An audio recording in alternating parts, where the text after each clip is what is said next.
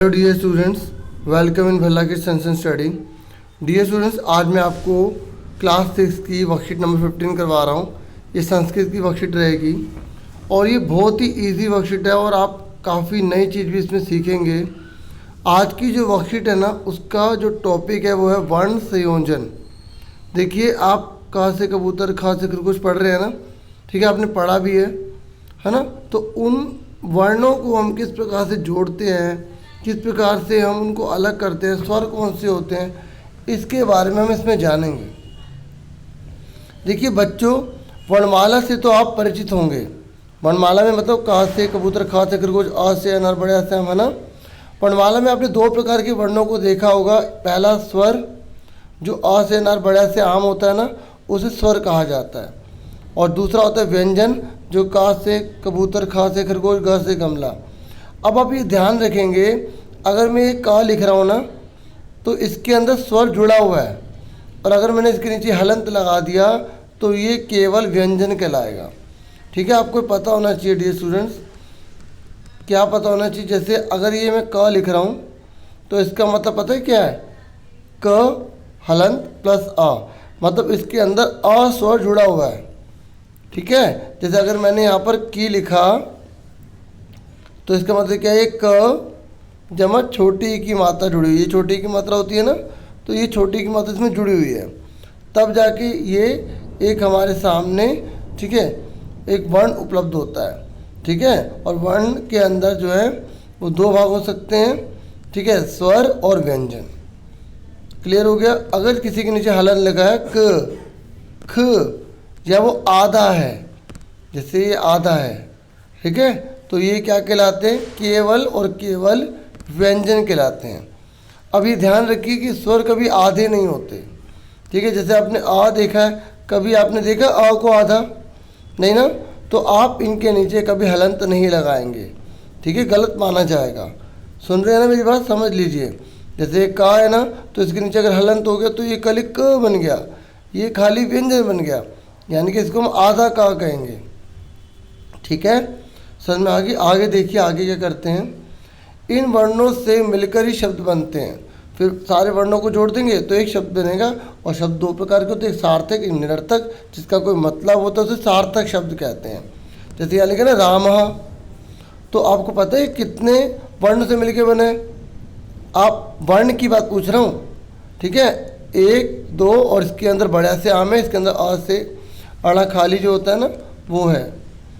ठीक है, तो इसमें चार हो गए। ये देखिए, जब आप इसको खोलेंगे तो आपको अच्छे से पता होना चाहिए। जैसे र है, ये हो गया र, उसके बाद ये बड़ा से आम हो जाएगा, उसके बाद ये माँ हलंत, और इसके बाद आ से अड़ा खाली। ठीक है, ये विसर्ग होता है, ये जो दो बिंदी है ना, विसर्ग होते हैं। ठीक है, तो ऐसे ही जो धनम है ना, ये इसको आप पता है कैसे लिखेंगे? ठीक है, आप ट्राई भी कीजिएगा। जैसे ध है तो ध, फिर ये अ लग जाएगा तो ये ध पूरा बन गया, फिर ध न, फिर अ लग जाएगा तब ये ना पूरा बन जाएगा। और माँ पे तो पहले से हलंत है, तो माँ के पास स्वर नहीं लगेगा, सिर्फ माँ हलंत रह जाएगा। ठीक है, आप देख सकते हैं किस तरीके से लिखा है। ठीक है, ये लिखा हुआ है ना, इस तरीके से। अब आगे देखिए, ये कह रहा है ऊपर दिए गए शब्दों में पीले रंग से व्यंजन वर्णों को व नीले रंग से स्वर वर्णों को दर्शाया गया। देखिए, ध्यान से देखिए, ये जो पीले रंग के है ना, ये व्यंजन है, और ये जो आप बड़े से आम, अड़ा खाली, अ से अनार देख रहे हैं, ये क्या? स्वर है। तो स्वर के नीचे कभी हलंत नहीं लगता। ठीक है, समझ में आ गया यहाँ तक आपको? ठीक है, और आगे देखिए, आगे क्या है, तो फिर उसके बाद भी पूरा समझा दूंगा, फिर बता दो आपको कॉपी पर क्या करना है। ठीक है, ये आप नोट करना चाहे कर सकते हैं, नहीं तो कोई दिक्कत नहीं है। ठीक है, आप मेन जो क्वेश्चन कॉपी में नोट करना वो मैं भी आपको बताता हूँ। पहले समझ लो, ऊपर दिए गए शब्दों में पीले रंग से व्यंजन वर्णों को और नीले रंग से स्वर वर्णों को दर्शाया गया है। मैंने भी आपको बताया था। ये कह रहे व्यंजन वर्णों के नीचे जो चिन्ह दिखाई दे रहे हैं उसे हलंत कहते हैं। मैंने अभी आपको बताया था ना बच्चों। ये देखिए, ये जो क के नीचे ये जो लाइन डली हुई है, ये वाली, ये क्या कहलाएगी? हलंत कहलाएगी। क्या कहलाएगी? ये हलंत कहलाएगी। ठीक है, और आगे सुनो, ये कह रहे व्यंजनों को स्वर से रहित दिखाने के लिए इसका प्रयोग किया जाता है। मतलब अगर किसी व्यंजन में से हम स्वर निकाल लेते हैं ना, तो इसलिए हलन दिखाते हैं, मतलब ये आधा होता है। देखो ये क्या है, व्यंजन, पूरा प्योर व्यंजन, ये पूरा प्योर स्वर, इनको जोड़ा तो इस तरीके से हमारा एक वर्ण बन गया क। ठीक है, ऐसी देखिए छोटी की मात्रा है तो इस तरीके से मात्रा आ जाएगी, क्योंकि आपको ये मात्रा अच्छे से पता होनी चाहिए। आ से अनार में कोई मात्रा नहीं लगती, बस आपको हलंत हटा देना है। बड़े से आम में आपको आ का डंडा लगा देना है, छोटी की मात्रा में ऐसे लग जाएगा, बड़ी से एक में ऐसे लग जाएगा। ठीक है, और छोटे उससे उल्लू है उसमें ऐसे मात्रा आ जाएगी, बड़े उससे ऊन में ऐसे आ जाएगी। और ये देखिए ये जो होता है ना, ये बच्चों को कईयों को पता नहीं होता, ये री से ऋषि होता है। ठीक है, और ये ए से एड़ी एक ही मात्रा लगेंगी, ऐसे अलग में दो मात्रा लग जाएंगी, ओ से ओखली में डंडा लगा के मात्रा लग जाएगी। ठीक है, और बड़े से औरत में, ठीक है, डंडा लगा के दो मात्रा लग जाएंगी। और अंग संगुल में बिंदी और अणा खाली मैंने आपको बता दी, इसे विसर्ग भी कहा जाता है। ठीक है, ये आपको अगर नहीं आएंगे ना तो आप ये जो पढ़ रहे हैं ना, ये आप नहीं सीख पाएंगे। समझ रहे ना बच्चों? आगे देखिए, व्यंजनों को स्वर से रहित दिखाने के लिए इसका प्रयोग किया जाता है, किसका? हलंत का। ठीक है, ये हलंत का, देखो हर जगह हलंत लगा है ना, और जो स्वर होगा उस प्रकार की मात्रा उसमें लग जाएगी।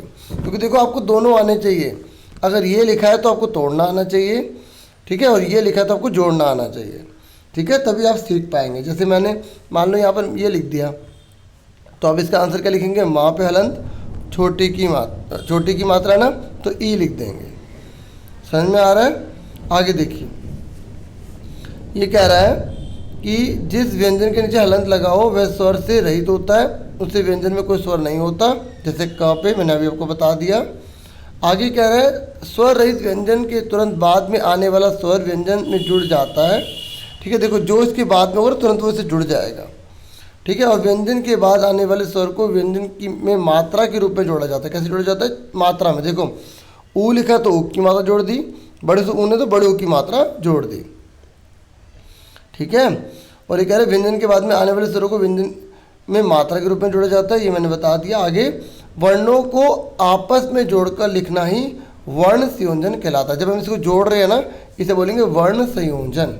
ठीक है, दाईं ओर दिए गए बॉक्स को ध्यानपूर्वक देखें। यहाँ क के सभी स्वरों के साथ दिखाया गया। देखो मैंने अभी आपको सिखा दिया ना, क का सभी के साथ दिखा दिया। ऐसे क ख ग घ ड़ च सब इस तरीके से आप देख सकते हैं।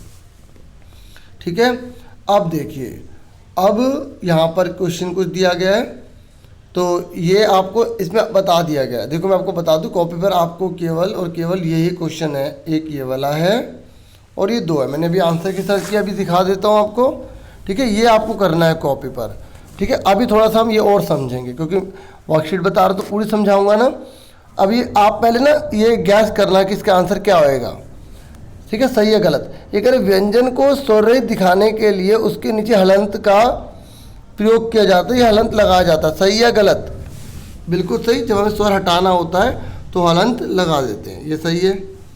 ठीक है, आप चाहें तो ये ऊपर लिख सकते हैं, लेकिन जो नीचे पूछा वो तो आपको करना ही करना है।